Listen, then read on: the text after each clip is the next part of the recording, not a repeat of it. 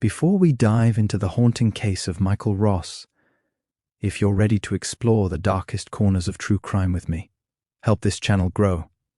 Smash that like button, share this video with a friend, and hit subscribe for more deep dives into the cases that keep you up at night. Now, let's begin.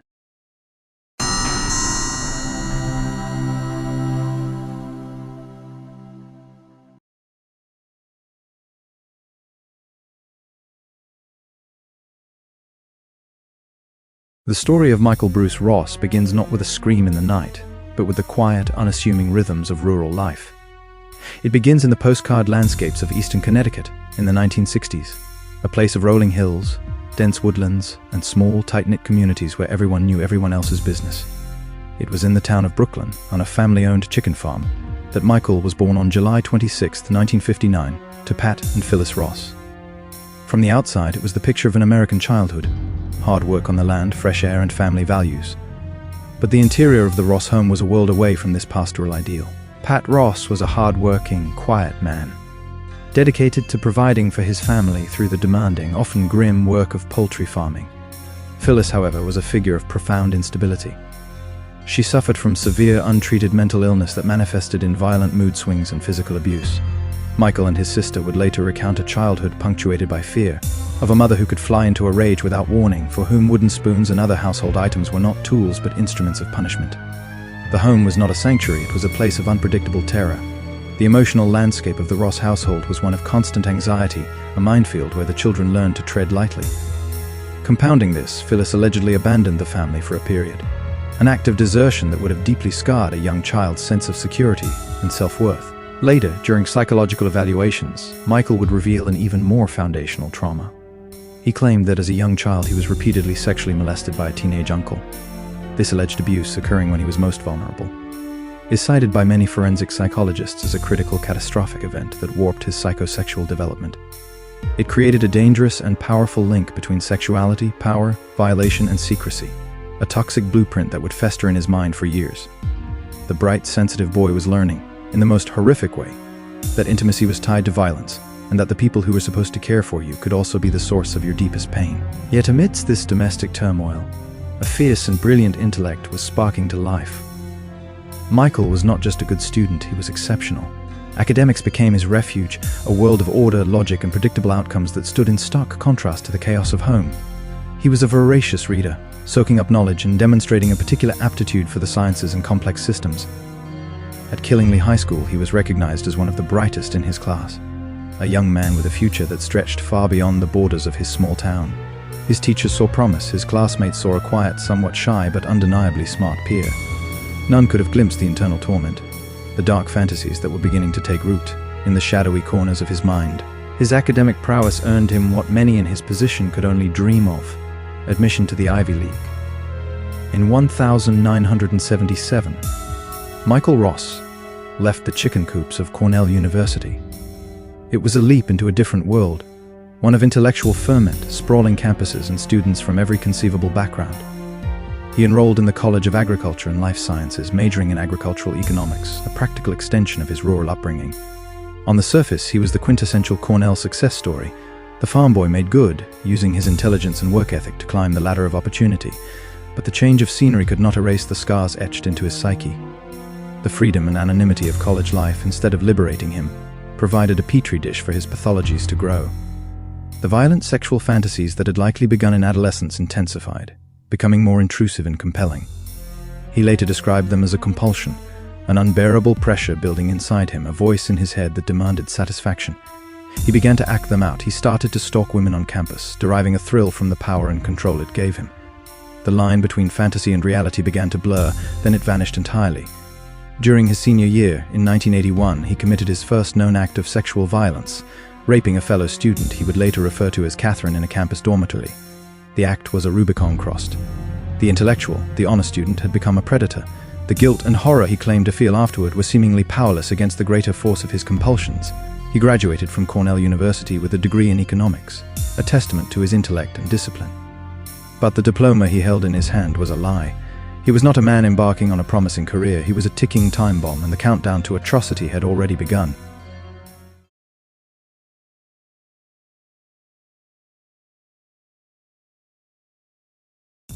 The summer of 1981 should have been a time of new beginnings for Michael Ross.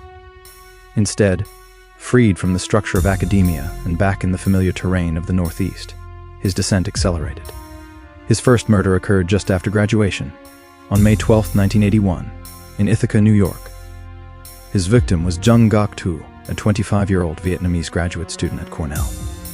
The method was chillingly efficient and would become his gruesome signature: abduction, sexual assault, and manual strangulation.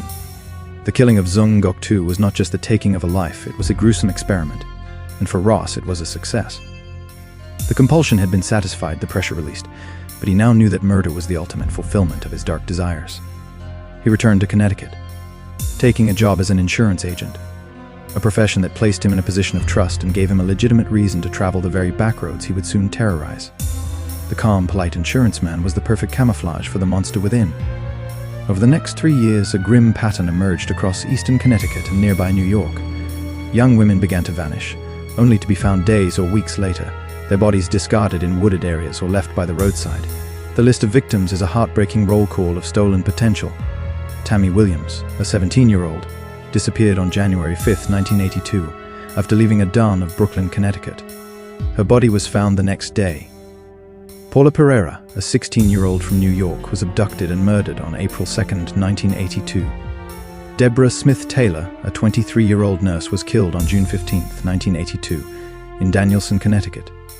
Robin Dawn Stavinsky, 19, was murdered on November 19.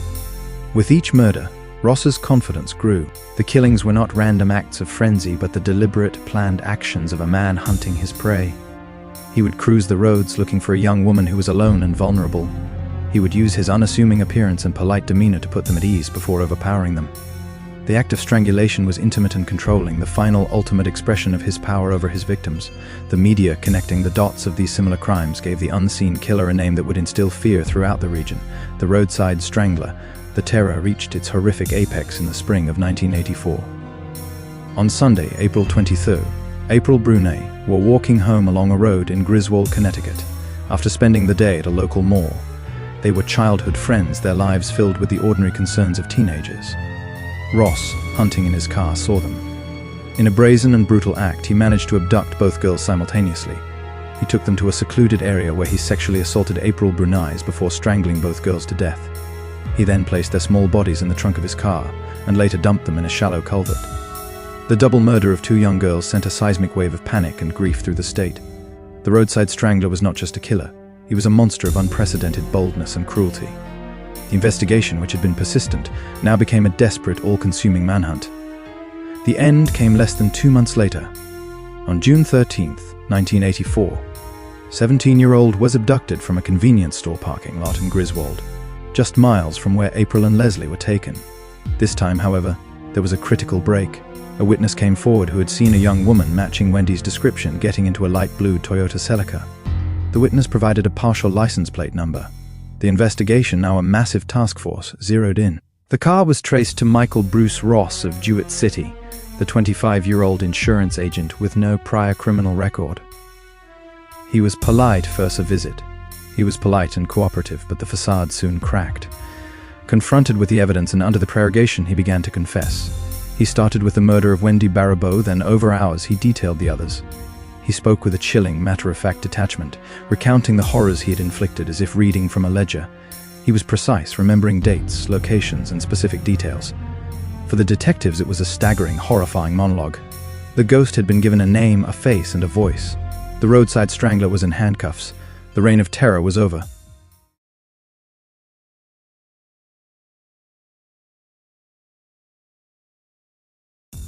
Michael Ross's arrest brought a sense of collective relief to a traumatized region, but it was quickly replaced by the grim, meticulous process of the law. He was charged with multiple counts of murder. From the beginning, his case was complicated. He had confessed, making the state's job of conviction seem straightforward, but the question was not solely one of guilt, it was one of sanity.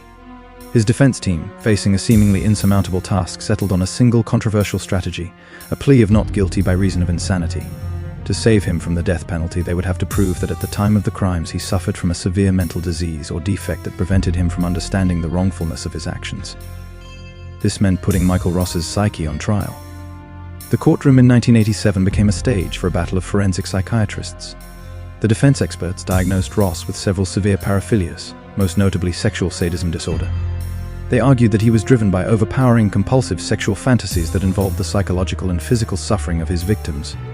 They painted a picture of a man not in control of his actions, a prisoner of his own pathological drives, whose ability to conform his conduct to the law was substantially impaired.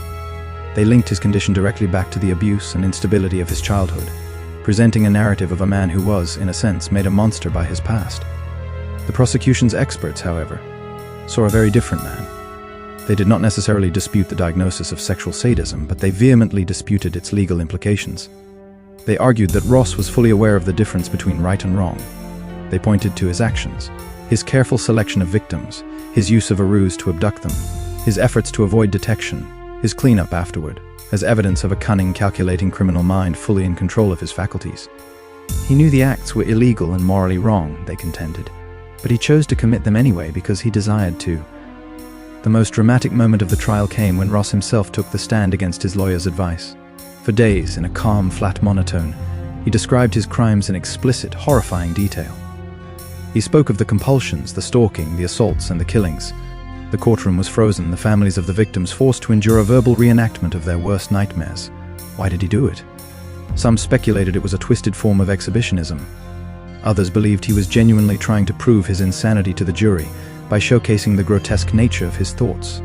Regardless of his motive, the effect on the jury was likely the opposite of what he intended. Hearing the cold, methodical recitation of such evil, they found it impossible to believe he did not know it was wrong. The jury rejected the insanity defense. Michael Bruce Ross was found guilty on multiple counts of murder and sentenced to death. He was sent to the Connecticut's maximum security prison to begin his life on death row. The justice system had delivered its verdict, but for the families of the victims, and for Ross himself, the story was far from over.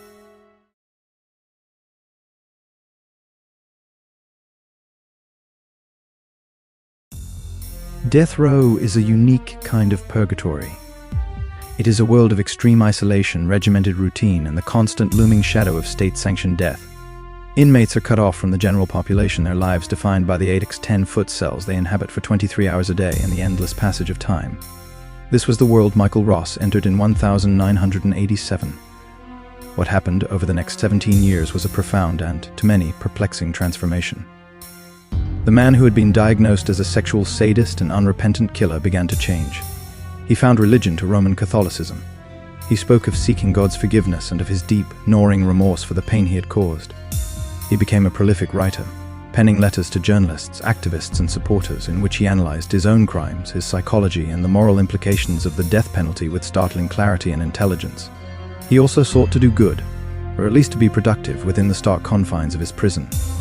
He learned to transcribe books into Braille, spending countless hours on this meticulous task to help the blind.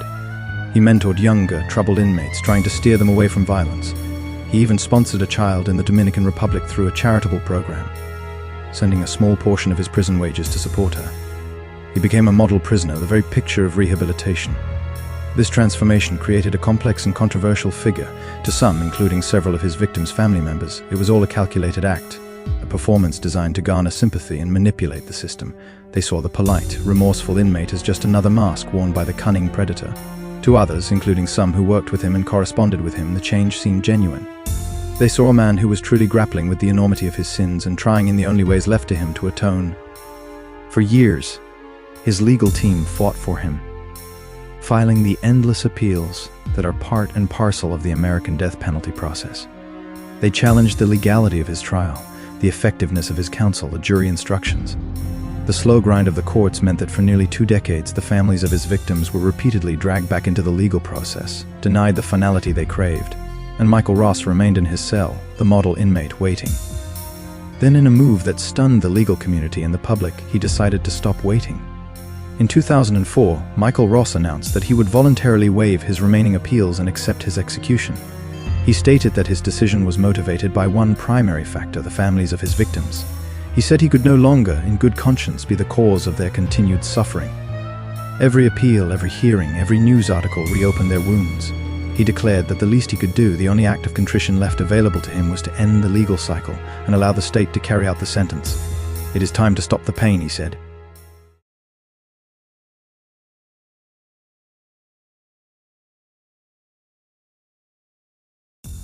Ross's decision to volunteer for execution threw the Connecticut judicial system into chaos and sparked a final fierce debate that would last until his final moments.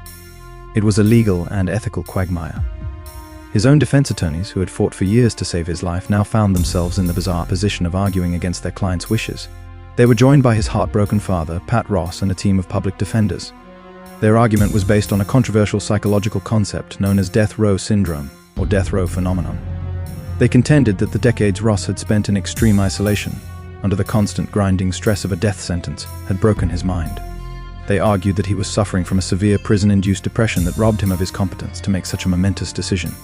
His desire to die, they claimed, was not a rational moral choice but the symptom of a suicidal despair, born from years of psychological torture. He was in effect being coerced by the state's own punitive system into giving up his life. The state, meanwhile, argued that Michael Ross was of sound mind. Psychiatrists for the prosecution evaluated him and found him competent, intelligent, articulate, and fully understanding the consequences of his decision. A series of frantic, last-minute court hearings were held. Judges were asked to rule on whether a man could be sane enough to be executed. The irony was grotesque. The state that once argued he was sane enough to be held responsible for murder was now arguing he was sane enough to be put to death, while his own advocates were arguing he was too mentally ill to be allowed to die. Ross himself remained steadfast. He fired his legal team and hired a new lawyer who supported his decision. He wrote and spoke eloquently about his reasons, insisting it was a choice made from clarity, not confusion. He saw it as his final atonement. The legal back and forth continued for months, with execution dates being set and then stayed at the 11th hour. It was a painful public limbo for everyone involved. Finally, the courts cleared the path. On May 12, 2005, Michael Ross was served his last meal, a ritual he declined to participate in fully, requesting only a cup of tea. He spent his final hours meeting with his family and a spiritual advisor. In the early morning hours of May 13th, he was escorted into the execution chamber at the Osborne Correctional Institution and strapped to a gurney. The intravenous lines were inserted. When the warden asked if he had any final words, Michael Bruce Ross, in a calm and clear voice, replied, "No, thank you." The lethal chemicals began to flow. He was pronounced dead at 2:25 a.m. It was the first execution carried out in Connecticut in 45 years, and it would be one of the last before the state abolished the death penalty.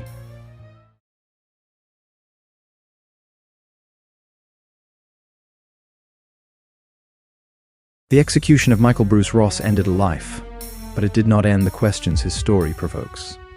He remains one of the most enigmatic and contradictory figures in the annals of American crime. Was he a calculating monster to the very end, manipulating the system one last time to control the narrative of his own death? Or was he a genuinely remorseful man who achieved a hard-won redemption and whose final act was one of profound, if tragic, grace? Was he a victim himself of childhood trauma, of a debilitating mental illness that drove him to acts he couldn't control? Or does that narrative risk diminishing the horror of his crimes and the innocence of the 8 young women whose lives he brutally ended? The story of Michael Bruce Ross forces us to stare into the abyss of human nature. It challenges our concepts of justice, evil, sanity, and redemption. There are no easy answers, only the enduring silence of the victims, the echo of a final no, thank you, and the haunting, unanswerable question, who was the real man behind the mask? If you found this deep dive into one of history's most chilling and thought-provoking cases compelling, then you won't want to miss what comes next. On this channel, we dedicate ourselves to unearthing the full stories behind the world's most infamous crimes, going beyond the headlines to understand the people, the psychology, and the events that shaped them. We have many more stories like this one to share. So help us continue this investigation. Subscribe to the channel and hit the notification bell so you never miss a new video. Your subscription helps support our research and allows us to bring these detailed narratives to light. We want to hear from you. What do you think?